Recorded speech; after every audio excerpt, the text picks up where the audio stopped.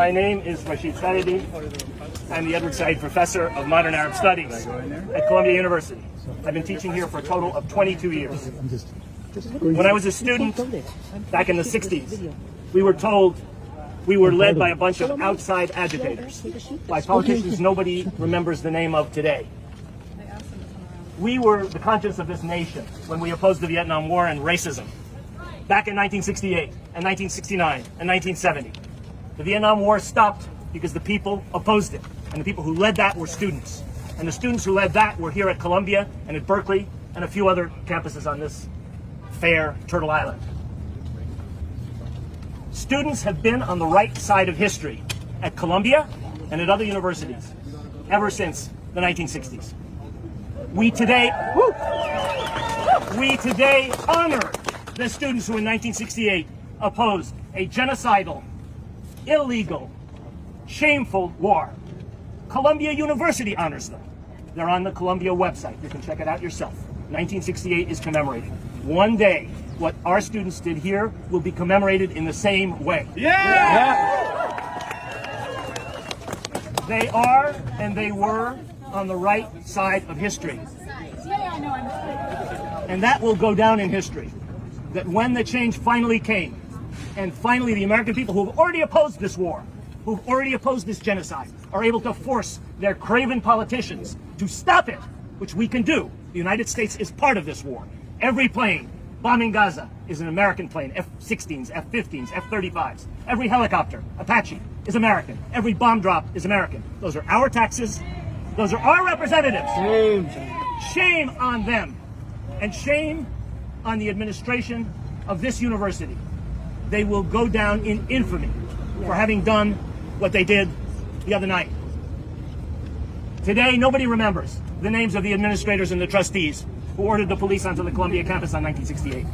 They have gone down in ignominy. So will these leaders, President Shafiq and the Board of Trustees. And the students will be remembered one day on a Columbia website as the people who helped change the course of this country. Together with the brave students up at CCNY, we should shout out to them. Together with the students at NYU, FIT, all over this country. What we are witnessing in terms of police repression is a tiny fraction of what people under occupation in Palestine have been experiencing for 56 years. The kettling, the checkpoints, the blockades, the police dragging students out. Many of them were injured last night. The lies, outside agitators. Wait until the numbers come out from One Police Plaza. They were all students. They were our students. And we are ashamed of our university for, instead of continuing the negotiations that many faculty were happy to be part of, decided to bring in the NYPD.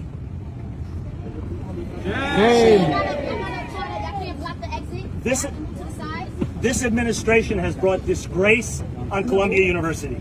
Shame on them. Shame on them. Shame. This is not and was not about safety and comfort, which is what they claim. Do we feel safer today that 100 of our students have been processed down at One Police Plaza? Do we feel safer today that faculty and students cannot get onto their own campus? Of course not. This was a craven capitulation to external pressure. The students didn't want it. The faculty didn't want it. Outside forces wanted it. The politicians, the media, which has shamefully failed to report so much of what's actually happening here. Shame. And which has exaggerated incidents instead of looking at the whole picture. I don't want to talk more about the media. This is not about safety and comfort. Sir, this is about the moral issue. Why are you blaming Indonesia? This is not about safety and comfort.